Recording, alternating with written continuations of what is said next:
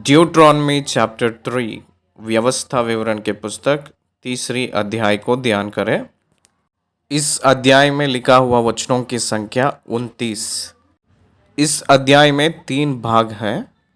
पहले वचन से लेकर 11वें वचन तक लिखा हुआ वचन में बाशान का ओग नामक राजा अपने सारे सेना समेत हमारा सामना करने को निबाल आया कि एद्रियों में युद्ध करे, उस एद्री में उनको हराना।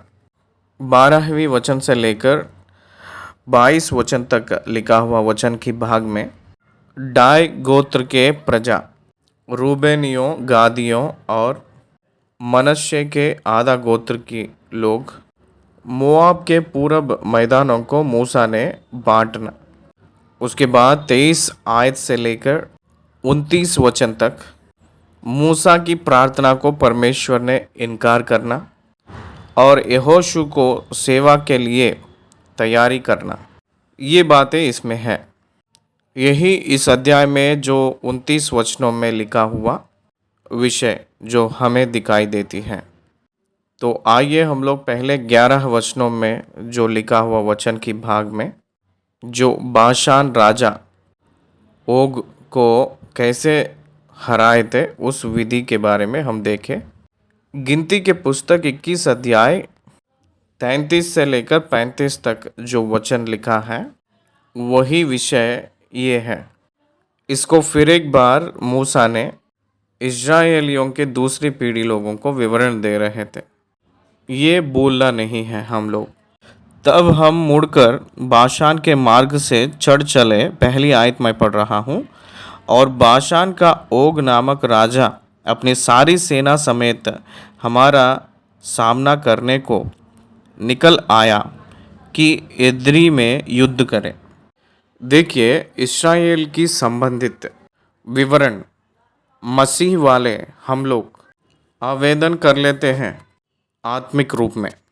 एद्रेई कहकर जो प्रांत है, बाशान का ओग नामक राजा ये अपने सारी सेना समेत युद्ध करने के लिए वो तैयार हुआ, निकला आ रहा था। यहाँ आप ध्यान दिए हैं ओग नामक राजा अपने सारी सेना समेत कहकर कहाँ है।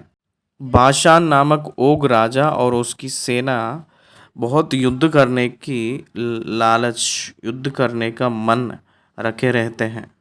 युद्ध का मतलब उन लोगों को बहुत इंटरेस्ट रखे हुए लोग हैं। उनके सेना समेत युद्ध करने के लिए आ रहे हैं।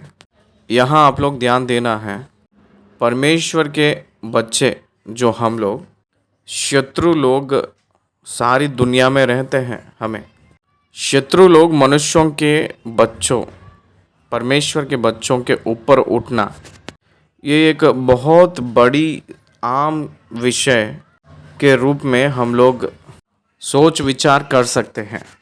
दुनिया और शैतान हमेशा विश्वासियों के विरुद्ध में काम करते ही रहते हैं। विश्वासी को नाश करना ही शैतान का मुख्य उद्देश्य है, परंतु परमेश्वर विश्वासी के साथ रहने के कारण विश्वासी जीत जाता है। परमेश्वर मूसा से बात कर रहे थे। दूसरी आयत, तब यहोवा ने मुझसे कहा, उससे मत डर, क्योंकि मैं उसको सारी सेना और देश समेत तेरे हाथ में किए देता हूँ। और जैसे तूने हेशबोन के निवासी एमोरियों के राजा सीहोन से किया है, वैसे ही उससे भी करना। हिस्ट्री रिपीट्स कहकर कह सकते हैं। परमेश्वर के जन को जीत हासिल होता है, जैसे पिछले इतिहास में हुआ था वैसे ही। विश्वास आशा की हुई वस्तु का निश्चय और अनदेखी वस्तु का प्रमाण है। इब्रानियों के 11 अध्याय में ये लिखा गया है। इसलिए मसीह का विश्वास प्रस्तुत अपने उद्देश्य जो भविष्य उसी का है कहकर उसका विश्वास, मतलब एक विश्वासी का विश्वास यह है कि भविष्य मेरा ही है, भविष्य जीत मेरा ही है, भविष्य में सब कुछ मेरा होगा कहकर विश्वास है। ये निश्चय है और ये वास्तव भी है। विश्वासी भविष्य को एक आशा के रूप में होपफुल्ली वो सोचता है। परमेश्वर उसे वही सिखाए हैं। लिखा है, जैसे तूने हेशबोन के निवासी एमोरियों के राजा सीहोन से किया है वैसे ही उससे भी करना। इसलिए आप लोग हरा के आए थे, फिर से अब हराने जा रहे हैं।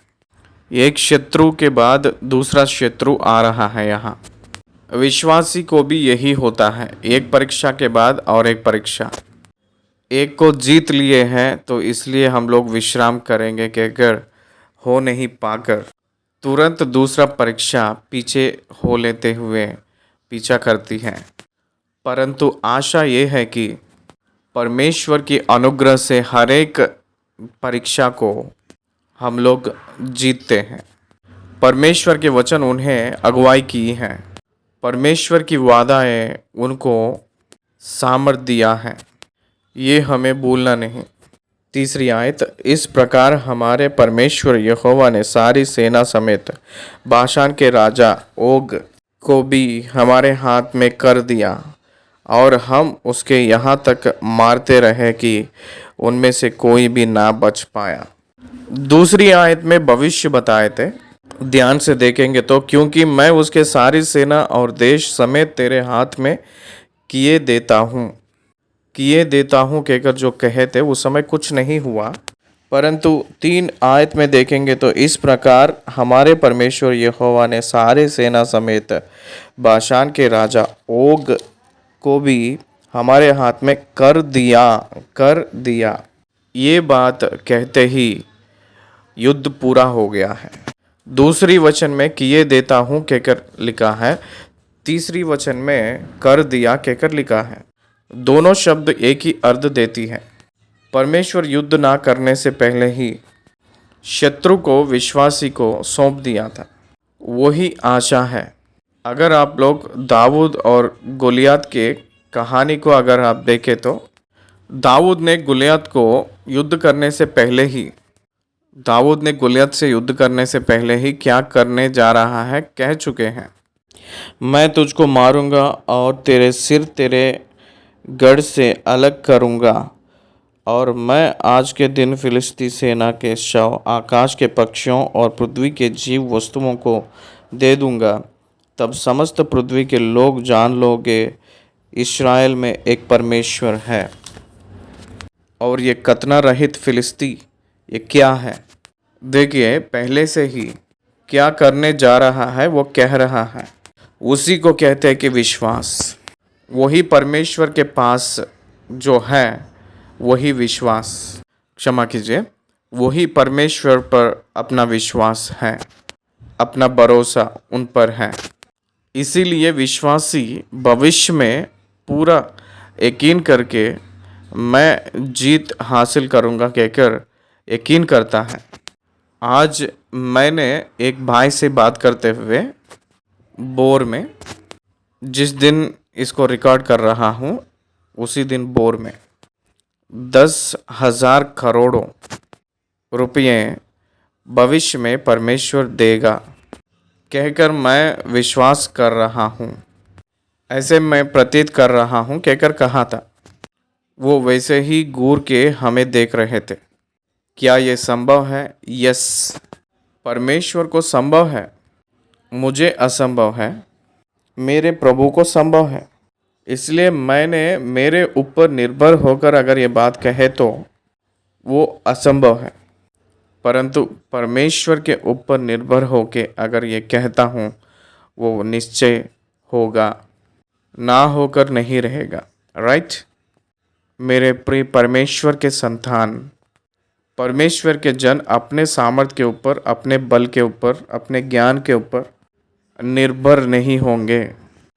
उनके सर्व सामर्थ्य परमेश्वर पर यकीन करते हैं, प्रतीत करते हैं, भरोसा करते हैं, निर्भर होते हैं।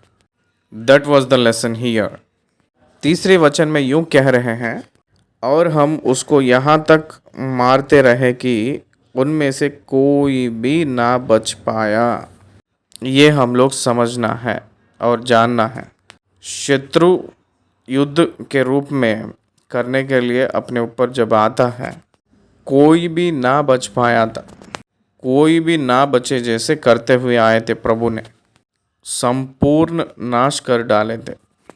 परमेश्वर के जन याद रख लीजिए, संपूर्ण नाश का मतलब कोई भी कुछ भी बचे ना जैसे संपूर्ण रीति से नाश कर डाले थे। नया नियम के विश्वासी के रूप में हम लोग भी पाप के बारे में युद्ध करते समय, लड़ते समय संपूर्ण नाश किए जैसे होना चाहिए। शारीरिक कार्यों को संपूर्ण नाश किए जैसे होना चाहिए। हम लोग उसका डेप्थ ना हुए जैसे रूट के साथ, जड़ के साथ नाश कर डालना है। वही परमेश्वर हमसे चाहते हैं। 4 आयत, उसी समय हमने उनके सारे नगरों को ले लिया, कोई ऐसा नगर ना रह गया जिसे हमने उनसे ना ले लिए हो।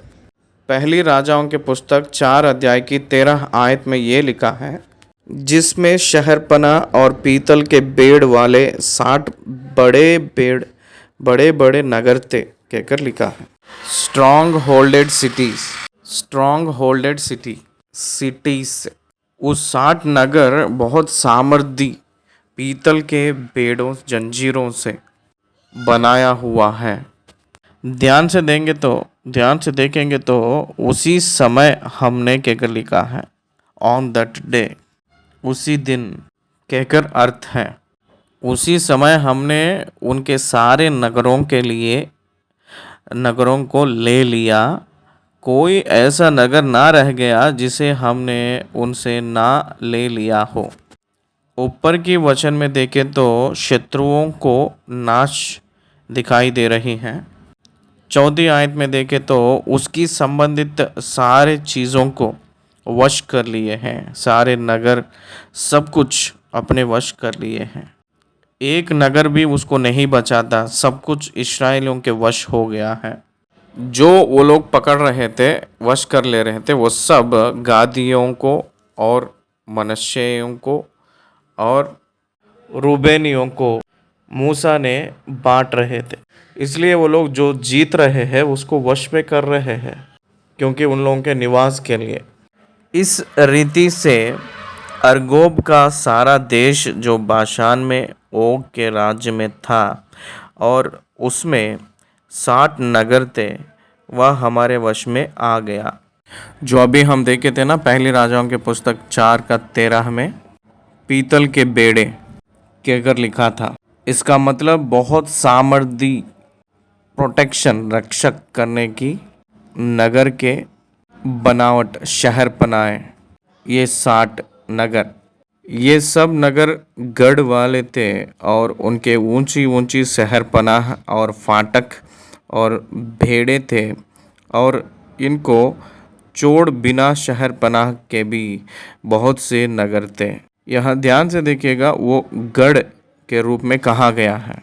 गढ़ का मतलब कोई अंदर जाने के लिए नहीं हो पाएगा, उतनी सामर्थी शहर पनाह है उसको है, लेकिन उसको बहुत सरल रूप में जीत लिए हैं इस्राएलियों ने। मसीह वालों की समस्याएं बहुत बड़े बड़े होते हैं, लेकिन उसको मसीह वाला बहुत सरल रूप में जीत लेता है। मैंने हिस्टोरिकल यंग वॉरियर्स कहकर एक यूथ मीटिंग रखा था। 7 lakhs बजट था। No single NP on my hand, मेरे हाथों में एक सिक्का भी ना होकर एक योजना बनाया था मैंने। 40 days एडवांस के रूप में मैं योजना बनाया था। 20 days अबोव सिक हो गया था, 20 days अबोव सिक हो चुका था। लमसम मोर देन 2.5 weeks, एक को सिक्का भी नहीं मिला था। कितना भी यत्न किया था, लेकिन कोई भी आगे नहीं आए थे। अब मीटिंग 3 दिन के नज़दीक आ चुका है। हर एक ज़रूरत वैसे ही पड़ा है। कहीं कहीं से लेकर आए थे जो मनी, पैसा, उससे पॉम्पलेट्स डाले थे। बहुत कम पॉम्पलेट्स छापे थे हम लोग। यू कांट बिलीव, मनी ना रहने के कारण फ्लेक्सी नहीं डाले थे, बैनर्स मनी ना रहने के कारण पॉम्पलेट्स ज़्यादा नहीं डाले थे। मनी ना रहने के कारण टेम्पो को अनाउंसमेंट्स नहीं कर पाए थे। किसी रीति का भी बैनर्स शहर पे नगर नगर पे नहीं टांगे थे। तीसरी व्यक्ति को नहीं पता है कि मीटिंग शायद लग रहा है जैसा महसूस हो रहा था, परंतु परमेश्वर जो किया है वो कार्य आत्मा के जरिए क्या है पता है। जो मैंने छपवाया था 6,000 ब्रोचर्स बहुत भयंकर सनसनी को लेकर आया है। कलीसियाओं के बीच में बहुत विपरीत सनसनी लेकर आया था। उसके बाद मैं 40 दिन लगातार मिलते जुलते आते ही बहुत विस्तार रूप का पब्लिसिटी आया था। मीटिंग तक बहुत लोग मुझे धोखा दिए थे, तो भी 1500 तक जवान भाई बहन नगर में बहुत महान यूथ मीटिंग के रूप में रिकॉर्ड उत्पन्न किया था। आखिरी 3 दिन में मैं जिसको पैसा देना था वो लोग मेरे आगे आके खड़े रहे थे। उसके बाद प्लीज़ अंडरस्टैंड दिस, कितना टेंशन रहता है आमतौर से देखा जाएगा तो। मेरे पास पैसा नहीं है और सभी को मैंने एडवांस देना है, परंतु परमेश्वर एडवांस ही नहीं, टोटल अमाउंट्स जितना मैंने पे करना है उतना ही जमा होना आरंभ हुआ था, उतना अकाउंट्स में आना आरंभ हुआ था। एक व्यक्ति को मैंने 11,000 देना था, याद नहीं है, 11,500 मैं पे कर रहा था फ़ोन पे के ज़रिए। फ़ोन पे में मेरा कोड नंबर डालने के लिए वहाँ तक पहुँच चुका था। मैंने कोड अभी मारे तो मनी ट्रांसफ़र होगा। उसी क्षण मेरे अकाउंट में 12,000 आया था। वैसे 3 दिन more than 5 to 6 lakhs God has sent। 3 days में एक शॉर्टेज आए तो 2 सिस्टर्स आगे आके उस शॉर्टेज को पूरा किए थे। मैंने निवेदन कर रहा हूँ, परमेश्वर अपने बच्चों के पक्ष में रहे तब वो जितना महान समस्या भी रहे उसको बहुत सरल रूप में परमेश्वर हटा देता है। ये मेरे व्यक्तिगत अनुभव के रूप में मैं आपके आगे रख रहा हूँ। परमेश्वर बाशान राजा ओग को इज़राइलियों के हाथ में जब सौंपे तब उनके सारे नगर परमेश्वर उन लोगों को दे चुके थे। वो शहरपनाह साधारण शहरपनाह नहीं, वो नगर साधारण नगर नहीं है, वो बहुत सामर्थी शहरपनाह है। पीतल के बेड़ और दृढ़ गढ़ वाले थे। वो सब परमेश्वर उनके वश कर दिए थे इस्राएलियों के। नॉट विथ देयर माइटी, उनके सामर्थ्य से नहीं, उनके बल से नहीं, उनके मिलिट्री पावर से नहीं, उनके सेना से नहीं, परमेश्वर के सामर्थ्य से उन लोग अपने वश कर लिए थे। दिस इज़ द डिफरेंस, यही अंतर है। दुनिया में जो महान लोगों को और साधारण जो परमेश्वर के जन को कार्य परीक्षाएं में, कार्य प्रदर्शन में जो अंतर है वो यही है। परमेश्वर अपने जन के संग रहकर उनके कार्य को पूरा करते हैं। उसके बाद वही ना होकर इनको छोड़कर, जो सामर्थ्य शहरपनाह को छोड़कर, उस नगर को छोड़कर, बिना शहरपनाह के भी बहुत से नगर थे, उसको भी अपने वश कर लिए थे। और जैसे हमने हेशबोन के राजा सीहोन के नगरों से किया था, वैसे ही हमने इन नगरों से भी किया, अर्थात सब बसे हुए नगरों का स्त्रियों और बाल बच्चों समेत सत्यानाश कर डाला। परंतु सब घरेलू पशु और नगरों की लूट हमने अपने कर ली। यूँ हमने उस समय यॉर्दान के इस पार रहने वाले एमोरियों के दोनों राजाओं के हाथ से अर्नोन के नाले से लेकर हेर्मोन पर्वत तक का देश ले लिया। हेर्मोन को सीदोनी लोग सियोन और एमोरी लोग सनीर कहते हैं। वो लोग निवास करने की स्थानों को उन लोग अपने वश कर लिए थे। यहाँ ग्रेट लेसन है। यहाँ हम लोग सिर्फ खाली बैठकर प्रार्थना करते रहते हैं। प्रार्थना का सामर्थ्य आपके विश्वास के साथ आज्ञाकारिता से परिपूर्ण होता है। इस बात को याद रखिए। मैंने घुटने टेका हूँ 50 दिन 40 दिन और मांगते ही रहा हूँ, ऐसे है तो नहीं। व्हेन यू प्रे, जब आप प्रार्थना करते हो, परमेश्वर के उत्तर को इम्प्लीमेंट करना है। बहुत से लोग काम छोड़कर परमेश्वर के सम्मुख में बैठकर ऐसे ही प्रार्थना करते रहते हैं। प्रार्थना कर रहे हैं, प्रार्थना कर रहे हैं, प्रार्थना कर रहे हैं कहते हैं। उन्हीं लोगों के लिए मत्ती 7 अध्याय के 7 आयत लिखे हैं, मांगे तो तुम्हें दिया जाएगा। That's it. उतना ही लिखा है क्या? ढूंढो कहकर लिखा है। जो मांगे है उसको ढूंढना शुरू करना है, और जो ढूंढते हैं उसको हम खटखटा के लेना है। कब हम लोग सीखेंगे इसको? That is the system of God. That is the system of God. उनके निवास करने का स्थान, वो लोग निवास करने का स्थान युद्ध करके परमेश्वर की ओर से ऑक्यूपाई कर रहे थे। इस समय हम लोग भी विश्वासियों परमेश्वर की सामर्थ्य से काम करके उस काम का प्रतिफल परमेश्वर अपने वश करे तो उसको हम लोग अनुभव करना है। इसलिए व्यवस्था विवरण के पुस्तक 2 अध्याय में हम लोग देखे थे, अपने परमेश्वर यहोवा अपने हाथों के सब कामों के विषय तुम्हें आशीष देता आया है, इसलिए हमें कुछ गति नहीं हुई।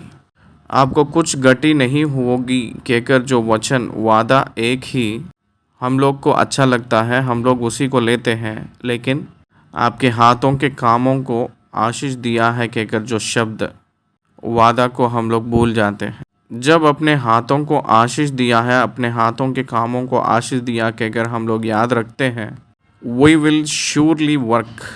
हम लोग निश्चय काम करते हैं। मैंने इस 33 साल की मेरी सेवकाई के जीवन में अनुग्रह के ज़रिया जो पाया हूँ उसको मैं देखा हूँ।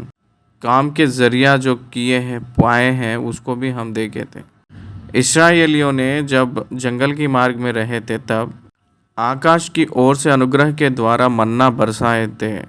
वही परमेश्वर जब उन लोग कनान देश में प्रवेश किए थे तब पहली बार जो वो फसल को अपनाए थे तब मन्ना को रोक दिए थे प्रभु ने।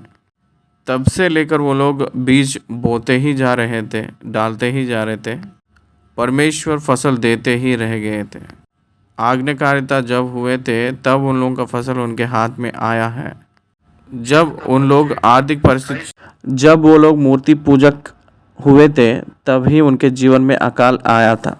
अपने हाथों से काम कर लेना मसीह वाले सीखना है। ये है सुकर्म करने का प्रचार, कुकर्म का नहीं, सुकर्म का प्रचार है। ये विश्वास से परमेश्वर जो देता है कहकर जो इंतज़ार करते हैं वो हर एक व्यक्ति आपके हाथों से काम करने के लिए कहे थे। If you want to distribute the fruit of your work you must work that of your work, that's it.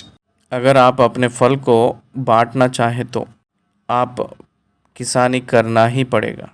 This is the process of God. काम करना है। रिक वॉरेन कहकर एक परमेश्वर के दास हैं। उनकी 40 साल की सेवा के जीवन में वो अपने मन से एक किताब लिखे हैं अपने अनुभव से। इसका मतलब वो किताब लिखने के लिए उनको 40 साल के अनुभव उनको ज़रूरत पड़ा था। उस किताब का नाम purpose driven life, purpose driven ministry. वो 2 किताब वो लिखे थे। वो किताबें वो ना लिखने से पहले ही ऑर्डिनरी पुअर पास्टर, वो उस किताबों को लिखे के बाद बहुत टन के हिसाब से डॉलर्स दे के हैं। वो किताबें जब बेचे थे उस बेचने के रूप में जो आया पैसे, इस दुनिया में प्रस्तुत 65 देशों में सैंडलबैग चर्च रन हो रहा है। कितना महान दिल है कि उस पास्टर को, वो जीवित ही थे तब रिटायर होकर दूसरे पास्टर को सारे हक देकर वो एक वृद्ध आश्रम में चले गए थे। उनके पत्नी को लेकर उनके बेटा मैथ्यू देहांत हो चुके थे। परमेश्वर की इच्छा को ग्रहण करके उनकी ओल्ड एज आए सो तब अपने फाइनल मैसेज देकर उनकी सेवकाई को दूसरों को देकर चले गए थे। क्या आज हम वैसे रह रहे हैं? पहचानिए परमेश्वर के वचन हमें क्या सिखाती हैं पता है? 10वीं आयत, समतर देश के सब नगर और सारा गिलाद और सल्का और एद्रेई तक जो ओग के राज्य के नगर थे, सारा बाशान हमारे वश में आ गया। जो रफाई रह गए थे उनमें से केवल बाशान का राजा ओग रह गया था। उसकी चारपाई जो लोहे की है वह अमोनियों के रब्बा नगर में पड़ी है। साधारण पुरुष के हाथ के हिसाब से उसकी लंबाई 9 हाथ की और चौड़ाई 4 हाथ की है। 13.5 फुट लंबाई, 6 फुट चौड़ाई। साधारण रूप में इंडियंस यूज़ करने वाली चारपाई 6 फुट या 6.5 फुट लंबाई रहेगा, 4 फुट या 4.5 फुट चौड़ाई रहता है। कुछ ज़माने पहले 6 फुट लंबाई रहे तो 3 फुट चौड़ाई रहता था हमारे बचपन में। आजकल डबल कार्ड्स मेंटेन कर रहे हैं इसलिए 6x4, लेकिन ये 13.5x6 कितने महान राक्षस है आप समझ लीजिए, कितने भारी हाइट है आप समझ लीजिए। वो कितना भी भारी हाइट रहने दो, उसकी सेना कितना भी अनाकियों लोग रहे तो भी जीत किसका हुआ था? इस्राएलियों का हुआ था। कौन पाए थे? इस्राएलियों ने पाए थे। कौन वश कर लिए थे? इस्राएलियों ने अपने वश कर लिए थे। उसका कारण कौन है? इस्राएलियों का परमेश्वर। हर एक मसीह इस बात को सीखना है। हर एक विजय का कारण आपका परमेश्वर ही है, ना कि आप कड़े रहे तो आपके पक्ष में परमेश्वर कार्य करेंगे। उसके बाद 12 वचन से लेकर 22 वचन तक लिखा हुआ वचन की भाग को देखे तो गिनती के पुस्तक 32 अध्याय में भी इसके बारे में लिखा है। ये बांटना 32वीं अध्याय गिनती में विषय ये है कि मूसा के पास गादियों और रूबेनियों मनश्शे के आधा गोत्र के लोग आए थे। कारण यह है कि उनके जो जानवर बाकी गोत्र लोगों से भी बड़ा है, ज़्यादा है। बहुत भारी पशु उन लोगों के पास है। उस जानवरों को एक सही जगह, ये जो सीहोन और ओग राजाओं के बाशान नगर और हेशबोन नगर था, वो सारी प्रांत योर्दान के पूरब के भाग में है। वो जितने उन लोगों के जानवर हैं उन लोगों को एक अनुकूल स्थान है। ये डाई गोत्र के लोगों को यानी गादियों को, रूबेनियों को और मनश्शे के आधे गोत्र के लोगों को ज़्यादा से जानवर रहने के कारण मूसा के पास आकर एक रिक्वेस्ट रखे थे, मूसा हम लोग यहाँ रह जाएंगे, आप लोग योर्दान को पार करके कनान को अपना लीजिए, वश कर लीजिए। मूसा को बहुत क्रोध आया था क्योंकि आप लोग भविष्य में जो होने वाले युद्ध को देखकर डर के वहाँ नहीं आएंगे कहकर कह रहे हो। मुझे पता है कहकर वो लोगों को बोले थे मूसा ने। तब उन लोग ये कह रहे थे हमें बहुत से जानवरें हैं, उस जानवरों को हम अपने मन में रखकर ये बातें कह रहे थे। ये सारे झुंड के बारे में सोचते हुए ये बात कहे थे, इसलिए हम लोग को ये स्थान दे दीजिए। हम लोग केवल पुरुष बाकी जो गोत्र लोगों के साथ मिलके कनान देश को आएंगे। उन लोग जीत हासिल किए के बाद में, इस्राएलियों ने बाकी गोत्र वाले कनान को जीत लिए के बाद, अपने वश में कर लिए के बाद हम लोग पीछे आ जाएंगे। युद्ध से डर के नहीं, हमारे स्त्री लोग, हमारे बच्चे, हमारे पशु यहाँ अच्छे से रहेंगे। उन लोग युद्ध में आएंगे तो सफ़र होंगे, उन लोगों को बार होंगे, इसलिए कुछ बैगेज कम होगा, इसलिए हम लोग यहीं रहेंगे कहे थे। उनके बात के अनुसार प्रमुख परमेश्वर के सम्मुख प्रार्थना किए के बाद मूसा ने अनुमति दिए थे। आपको यहोशू के ग्रंथ में गए के बाद ये लोग वापस आते हैं। ये लोग वापस मुड़कर आते हैं और बाकी 9.5 के गोत्र लोग कनान को जीत लिए के बाद ये लोग अपनाने के लिए वापस आते हैं। अब लोग यहोशू ग्रंथ में देखे तो ये लोग वापस आए थे, पीछे आए थे। 9.5 गोत्र वाले कनान को जीत लिए के बाद, अपने वश कर लिए के बाद में ये लोग वापस आए थे। वापस आए के बाद हमें कनान में भाग नहीं है, वादाओं में भाग नहीं है कहकर कहेंगे, शायद कहकर सोच के एक प्रत्येक रूप की मंदिर को बनाने की यत्न किए थे। उस संदर्भ में यहोशू बहुत क्रोधित होकर, उस बात को जानकर बहुत क्रोधित होकर पुरानियों को भेजा था युद्ध के लिए। तब वो लोग वही कहे थे कि हम दूसरे कोई नहीं रख रहे हैं, वही परमेश्वर को हम आराधना करने के लिए हम लोग इसको नियुक्त कर लिए हैं। इसलिए अगर आप ध्यान देंगे तो योरदान के इस पार 3, योरदान के उस पार 3 शरण नगरें रहता है। पहचानिए, खनान का भूभाग वादा किया हुआ है। योरदान को पार किए के बाद में जो है भूभाग 9.5 गोत्र के लोग ही वश कर लिए थे। बाकी 2.5 गोत्र के लोग योरदान पार ना करने से पहले की भाग में मोआब के मैदान में उन लोग वश में रहकर वहीं रहने लगे। इसलिए योरदान के दोनों भाग में इजराइलियों के 12 गोत्र दिखाई देते हैं हमें। ये एक ब्यूटीफुल पिक्चर है, हमें ये निश्चय आप लोग समझना है। आइए 12 वचन से हम लोग पढ़े।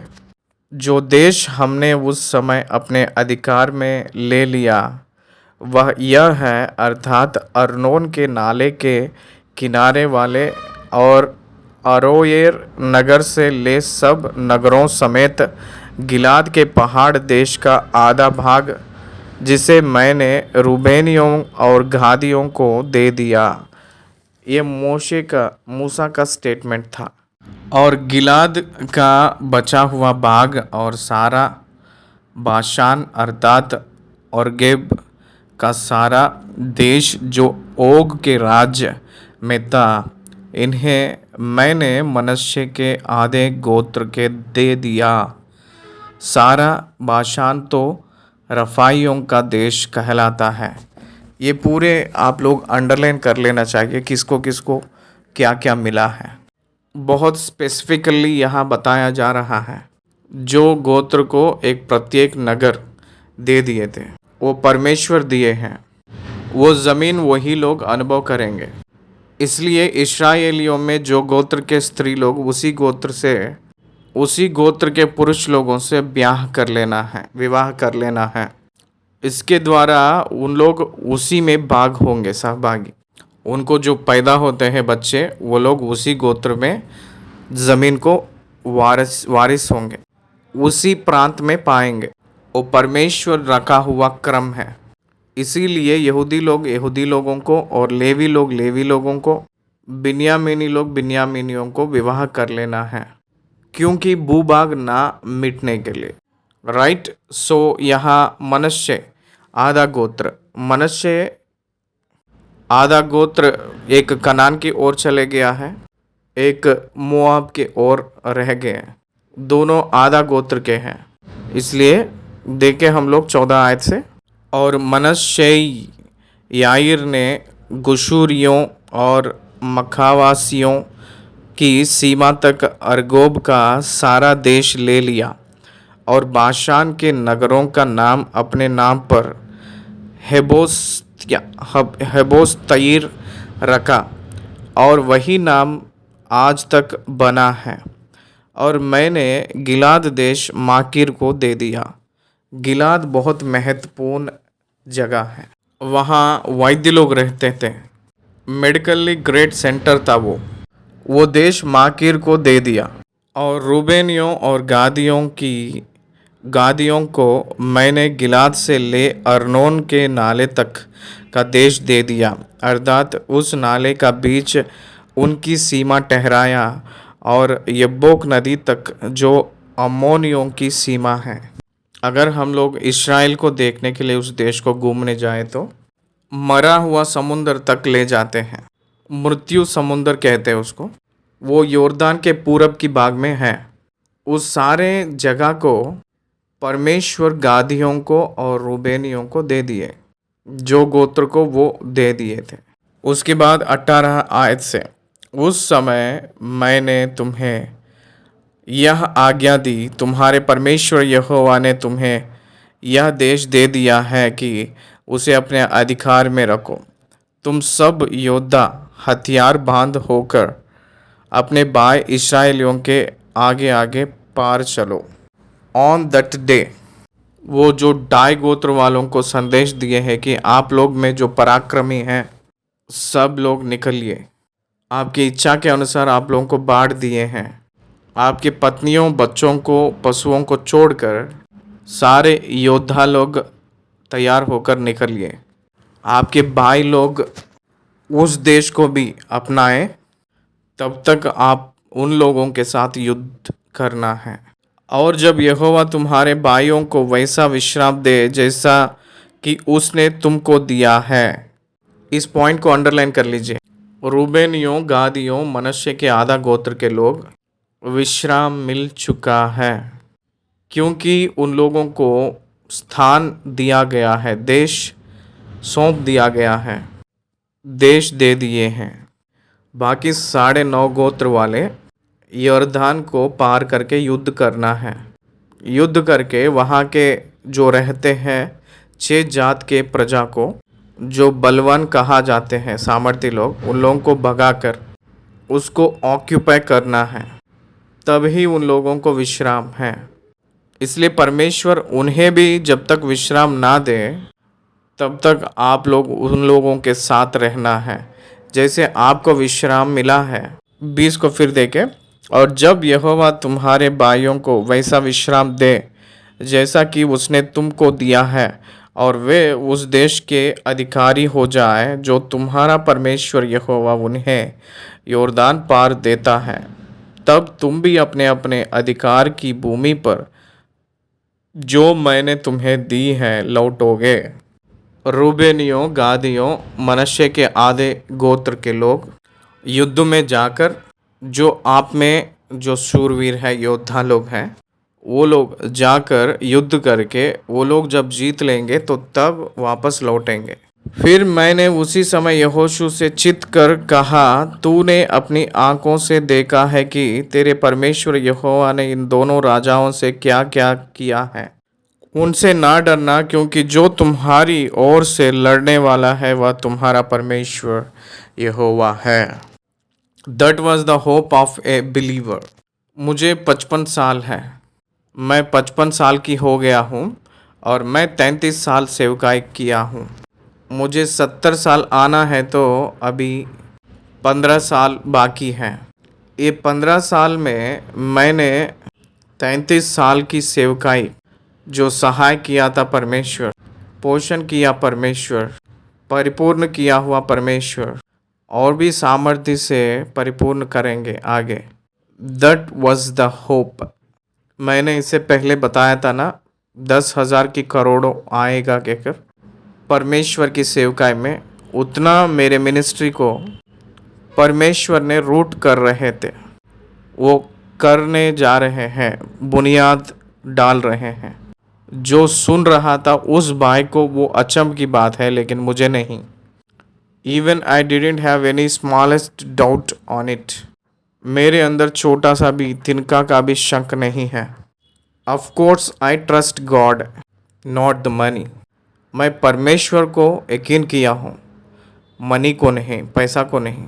इसलिए ये परमेश्वर को 10,000 करोड़ क्या है, उससे बढ़कर भी वो दे सकते हैं।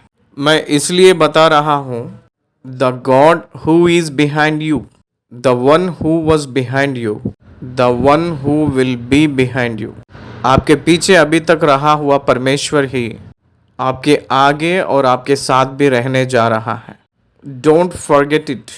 यहोशू, आप अपने नेतृत्व में मेरे मृत्यु के बाद इस लोगों को यॉर्दान को पार करवाए के बाद वो सब प्रांत भी, सारे देश भी ऐसे ही वश कर लेंगे, आप लोग ऐसे ही अपनाएंगे, वो परमेश्वर ही करवाएंगे।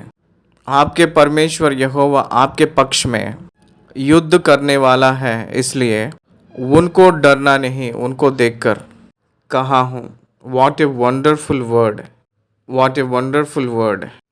आपके परमेश्वर यहोवा आपके पक्ष में युद्ध करेगा, इसलिए उन लोगों को देखकर डरना नहीं कहकर कहा हूँ। This is really commandment to believers even today. उन लोगों को, विश्वासियों को आज्ञा क्या है पता है? डरना नहीं। डरना नहीं कहकर जो शब्द है वो वादा नहीं, डरना नहीं कहकर जो शब्द है वो एक कमांडमेंट के रूप में बता रहे हैं, वो आज्ञा के रूप में बता रहे हैं। कारण क्या है? कारण ये है कि गॉड इज विथ यू, प्रभु आपके साथ है, परमेश्वर आपके पक्ष युद्ध करेगा। How many Christians new the great words. ये वचन, ये बात कितने विश्वासी लोगों को पता है? हमारा परमेश्वर हमारे साथ है कहकर हमारा काम वो पूरा करेगा। मैं जो आज पूरा करना है वो ही करेगा। पूरा करने के लिए वो ठान लिए हैं। That is the faith. वैसे ही मेरे बातें भी, एक पागल जो बात करता है वैसे बदल गया है इस 33 सालों में। मैं एक बात बोलूँगा तो आप लोगों को अच्छा लगेगा। 33 ईयर्स हमारे मिनिस्ट्री में 10 मेंबर्स चर्च से every Sunday I have conducted worship. कभी भी मैंने दुखित नहीं था, कभी भी मैंने ज़्यादा लोग नहीं हैं कहकर सोचे नहीं। जितने लोग रहते थे उसी से मैं आराधना करता था। परमेश्वर एक विस्तार रूप की भीड़ देते तो मुझे चकित नहीं है, क्योंकि 10 लोग भी उतना ही है, 10,000 लोग भी उतना है मेरे दृष्टि में, मेरे नज़र में। ये 10 वही दिए हैं। अगर वो 10,000 भी देंगे वो भी वही देंगे, उसमें मेरा कुछ नहीं है। I know how weak I am. मुझे पता है कि मैं कितना दुर्बल व्यक्ति हूँ, मैं कितने अपवित्र व्यक्ति हूँ, मैंने कितने अयोग्य व्यक्ति हूँ, मैं कितना कुकर्म हूँ, कितना निर्बुद्धि हूँ, कितना अयोग्य हूँ। 100% मुझे पता है। इसलिए मेरे सेवकाई में कितने भी विजय मुझे प्रकट किए तो भी मुझे घमंड नहीं आता है। प्रिय भाई और बहन, परमेश्वर अपने पक्ष में कार्य को पूरा करता है। ये एक आज्ञा है। यकीन करना आज्ञा है, विश्वास करना आज्ञा है, निडर से रहना आज्ञा है। We don't need to fear, डरना नहीं। सो यहाँ तक 2 पार्ट्स हुआ है और तीसरी पार्ट 23 आयत से लेकर आखिरी वचन तक हम लोग देखें। 23 वचन से मैं पढ़ रहा हूँ। 23 आयत। उसी समय मैंने यहोवा से गिड़गिड़ाकर विनती की, हे प्रभु यहोवा, तू अपने दास को अपने महिमा और बलवंत हाथ दिखाने लगा है। स्वर्ग में और पृथ्वी पर ऐसा कौन देवता है जो तेरे से काम और पराक्रम के कर्म कर सके। यहाँ छोटा सा विवरण आपको बताना है। भक्त मूसा ने गिनती के पुस्तक 20 अध्याय की 10 आयत में इस्राएलियों ने उनको परीक्षा किए थे, परेशान किए थे, जल के लिए बहुत परेशान किए थे मूसा को। तब उस समय अपने भाई हारून को लेकर लोगों के सामने जाकर ये कहते हैं कि इस चट्टान से जल हमने आप लोगों के लिए निकालना है क्या? क्या है ये बातें? 10वीं वचन पढ़ रहा हूँ। मूसा और हारून ने मंडली के उस चट्टान के सामने इकट्ठा किया। तब मूसा ने उससे कहा, हे दंग करने वालों, सुनो, क्या हमको इस चट्टान में से तुम्हारे लिए जल निकालना होगा? परमेश्वर के जन को पकड़कर दंग करने वालों कहकर कहना। उन लोग भटक गए थे। मूसा ने हम कहकर कह रहे हैं, परमेश्वर कहकर नहीं कहे थे। परमेश्वर उस चट्टान से बात करो कहकर कहे थे, लेकिन मूसा ने उस चट्टान को पीटा था, मूसा ने उस चट्टान को मारा था। तब मूसा ने हाथ उठाकर लाठी चट्टान पर 2 बार मारी और उसमें से बहुत पानी फूट निकला और मंडली के लोग अपने पशुओं समेत पीने लगे। पानी तो आया था, जल आया है। पहली बार चट्टान को मारे तो जल आया था, दूसरी बार चट्टान को मारे तो भी जल आया था। लेकिन परमेश्वर ने चट्टान को मारो कहकर नहीं कहे थे, बात करो कहकर कहे थे। उस चट्टान से बात करो कहकर गिनती के पुस्तक 20 अध्याय की 8 आयत में कहा गया है। तो उस चट्टान से बात कर। Already once it was beaten, ये एक बार पीटा गया हुआ चट्टान था। दूसरी बार बात किए तो काफ़ी है। वो चट्टान और कोई नहीं, वो चट्टान केवल यीशु मसीह था कहकर कुरिन्थियों के पत्री में पौलुस कहते हैं। मसीह एक बार मारे थे, मतलब मसीह एक बार मार खाए थे, इसका मतलब क्रूस पर चढ़े थे। दूसरी बार वो क्रूस चढ़ने का ज़रूरत नहीं है। हमें प्रार्थना किए तो बस काफ़ी है, बात किए तो बस।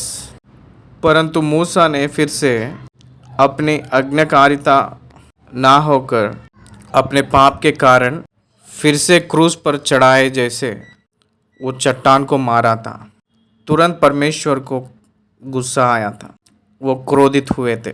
12वीं वचन में, परंतु मूसा और हारून से यहोवा ने कहा, तुमने जो मुझ पर विश्वास नहीं किया और मुझे इस्राएलियों की दृष्टि में पवित्र नहीं ठहराया, इसलिए तुम इस मंडली को उस देश में पहुंचाने ना पाओगे जिसे मैंने उन्हें दिया है।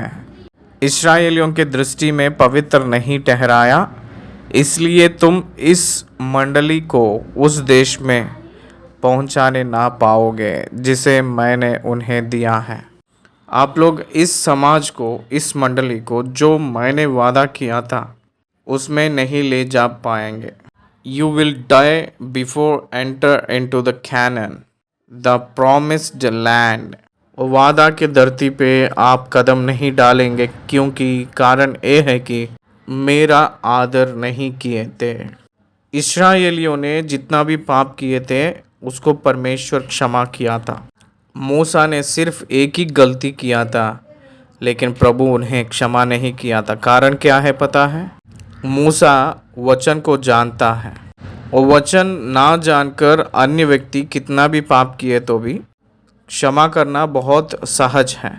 वचन को जानकर एक बिशप, एक सर्वेंट ऑफ गॉड, एक रेवरेंड, एक पास्टर, एक इवेंजलिस्ट वचन को बहुत अच्छे रीति से जानकारी अच्छे से पाए हुए व्यक्तियों हैं ये।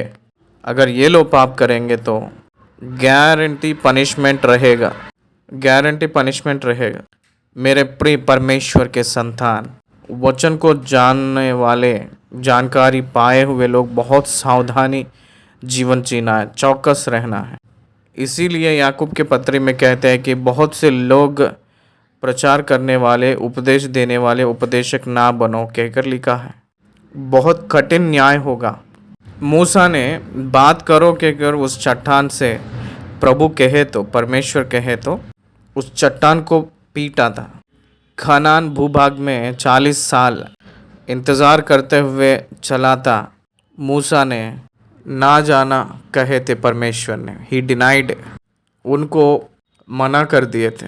मेरे प्रिय परमेश्वर के संतान, अगर परमेश्वर एक बार बात वादा किए तो उसके ऊपर नो मोर डिस्कशन। परंतु मूसा ने क्या किए थे? व्यवस्था विवरण 3 अध्याय 24 और 25 आयतों में परमेश्वर से गिड़गिड़ाते हुए बात कर रहा था, विनती कर रहा था, हे प्रभु यहोवा, तू अपने दास को अपनी महिमा और बलवंत हाथ दिखाने लगा है। स्वर्ग और पृथ्वी पर ऐसा कौन देवता है जो तेरे से काम और पराक्रम के कर्म कर सके। It is the pleasing word. बहुत बड़ाई कर रहे थे परमेश्वर को मूसा ने, परंतु छोटी सी एप्लीकेशन रखे थे मूसा ने। बहुत बड़ाई करके तारीफ करके एक छोटी सी विनती मांग रहा था मूसा ने। एक बार मैंने उस कनान को पार करके उस लेबनोन को एक बार, सिर्फ एक बार मैं देखने के लिए इजाज़त दे के कर बहुत विनती किया है। बहुत विनती किए तो परमेश्वर हाँ कहकर नहीं कहेंगे। बड़ाई करने से परमेश्वर कुछ नम्र नहीं होंगे। 25 आयत है। इसलिए मुझे पार जाने दें कि यरदान पार के उस उत्तम देश को, अर्थात उस उत्तम पहाड़ और लेबनोन को भी देखने पाऊं। परंतु यहोवा तुम्हारे कारण मुझसे रुष्ट हो गया और मेरी ना सुनी।